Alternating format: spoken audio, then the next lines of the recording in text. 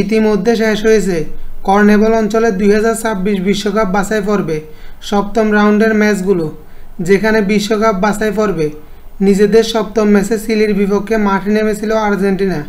সেই ম্যাচে চিলিকে 3-0 গোলের ব্যবধানে হারায় আর্জেন্টিনা। মূলত 2024 কোপা আমেরিকা শেষ হওয়ার পর এই প্রথমবার কোনো ম্যাচে মাঠে নেমেছিল বর্তমান বিশ্ব চ্যাম্পিয়নরা। চিলির বিপক্ষে ম্যাচের পর এবার আবারও বিশ্বকাপ বাছাইয়ের ম্যাচে মাঠে নামছে কোচ লিওনেল স্ক্যালোনির শিষ্যরা।